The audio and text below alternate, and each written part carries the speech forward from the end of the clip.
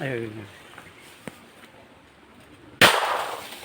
Ay, sa taas. Ang tama, ere, oh. Oo, tanggal yung sanga. Ere, dito man yata, oh, sa taas. Testingan ng agimat ng mga agimat, no? Agimat, mapagpalang araw sa inyo. Testingan ng agimat.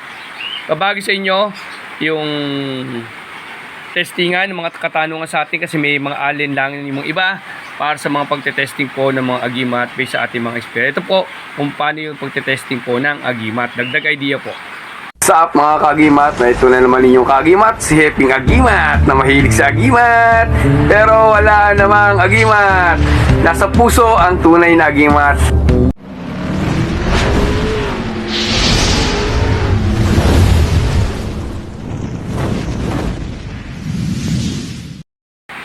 Yun mga kagimat, no? Mapagpalang araw sa inyo, no? Pag-uusapan natin ngayon yung pagtetesting ng agimat, yung mga sumasablay na testingan. At saka yung mga akala natin pumasa pero hindi pala. No, ito may sa mga katanungan po sa atin ng mga kaagimat natin, no. Bibigyan ko lang po ng kayo idea based sa may experience. Ngayon po kung meron kayong sa mga nanonood po, kung meron kayong dagdag kaalaman po, paki-comment down lang po, no. Wala po tayong gustong tapakan po dito. Ito po ay pagbabahagi lang po natin based sa may experience po, no. Para po magkaroon po ng dagdag idea po yung ating mga kasama po sa mga testingan po ng mga agimat. Okay? Pero mas maganda po, dasalan nyo na lang po at hilingin nyo na makikaligtasan. Yun na lang po mas maganda kaysa po mag-testingan po ng testingan. Okay mga kagimat, to. Ito na po, ibagig sa inyo yung mga experience ko through my testingan. Okay? Halimbawa, ito, sample muna natin ito. Ito po kasi, yung makapal po kasi nito na makunat na tansud po, no. Totoo po, pagka nang binaril po yan ng 45 tapos reload po yung bala, pag tinama po dito sa gilid, nalilupi lang po siya. Pag malutong po yung tanso, kalimitan po yung pagtapyas niya, nagkakaroon ng crack dito. Kalimitan po dito, tinatamaan yan. Pag tinama sa gilid po yan, nalulupi lang po siya. Pag makunat po yung tanso, hindi nyo po kayang wasakin po yung ganito. Malulupi lang po yung tanso. Hindi po siya sasabi ng kabel po, hindi po talaga. Kasi po malulupi siya. Hindi, sa may experience po kasi pag makunat po yung tanso, hindi po kayang butasin ng 45 po. Meron po mga baril na pinambubutas yung nakikita nyo sa mga nagte-testing na sikat na vlog. Hindi ko mapagkita pangalan. No? Mapupunan nyo, bumubutas talaga siya kasi po maganda yung bala at maganda po yung baril na testing na ginagamit po, no. Yung pang bullet po talaga maganda, mas malakas po sa 45, okay. Isang dagdag idea po yon. Kalimitan po yan, wala naman po sa kabal yung gano'n pag makunat ang makulat yung tanso nyo. Maliban po kung talagang tanso nyo ay gantong kanipis lang po at hindi kayong wasakin po ng 45, no, hindi kaya lupiin, pare po may kabal po siya. Isang dagdag idea lang po, no. Ngayon po, sa mga testing naman po, lahat gantong maliit po, ito pa isang dagdag idea ko. Lahat maliit na ganito.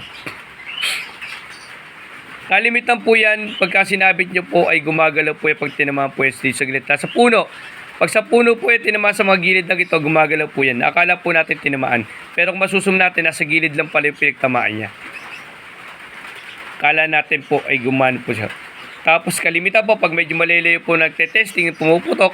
Bisa po, tinamaan po dito sa gilid po dito.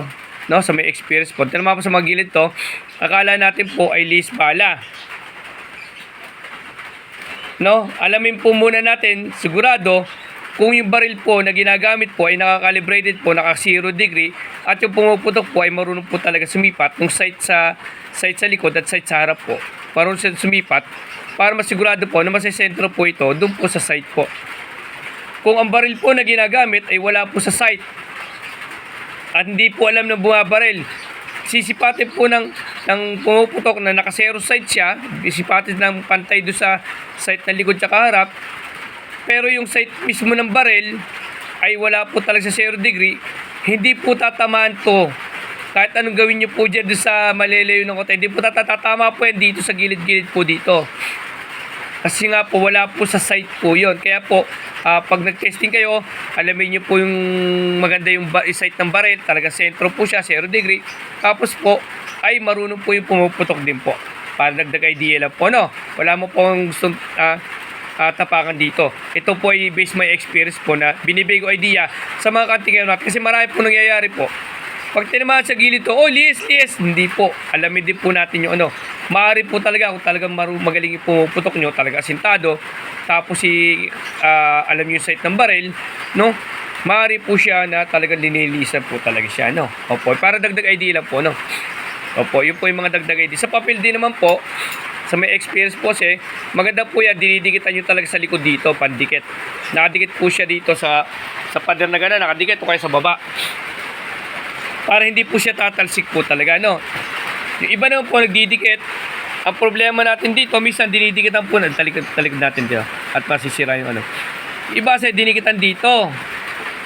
Pag sinabit pong ganan, opo, yan po kasi madadala po ng hangin po yan. Pag hinipan pa lang natin yan, opo, gagalaw na yan, no? Magagalaw na po siya. Kaya po, ang advisable po, pagka nagdikit po kayo ng ganito, didikitan nyo yung taas at didikitan nyo po yung baba. Ayan.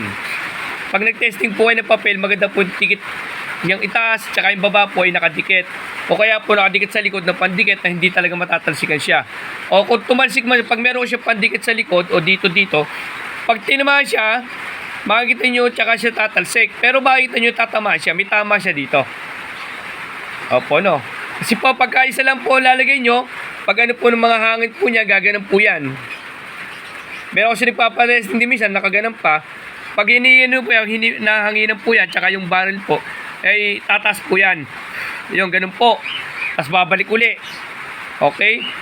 Kaya po maganda, advisable po, lalagay nyo po ng dikit yung kabilaan na yan. O kaya po yung likod, didikitan nyo yung likod, didikit nyo para hindi po siya gumagalaw talaga. Kung matanggal po siya sa pinagdidikitan niya, may tama na po ito. Makikita nyo talaga kung talagang kabal o what else na mangyayari po. Yan po yung isang mga dagdag idea po sa mga testingan po ng mga agimat po, no? Para mabahagi ko po yung mga ano. Wala po tayong gustong tapakan dito. Ito lang po binabahagi natin. Para lang po doon po sa naniniwala po sa aral po ng Team Happy Agimat. At dagdag idea po sa mga experience ko, binabahagi ko sa inyo. Para pagdating natin kayo nagte-testing po, alam nyo na po talaga yung mga nagaganap sa mga testingan. Opo, hindi na tayo mamamangha ng mga nagilid-gilid case po para kayo po ay may idea na mismo. Maraming salamat po. Ito naman yung agimat, si Heping Agimat. May sa agimat pero wala namang agimat. Nasa puso ang tunay na agimat. Na may makatulong sa inyo, konti ka naman yung agimat, si Heping Agimat. Wala namang agimat. Nasa puso ang tunay na agimat.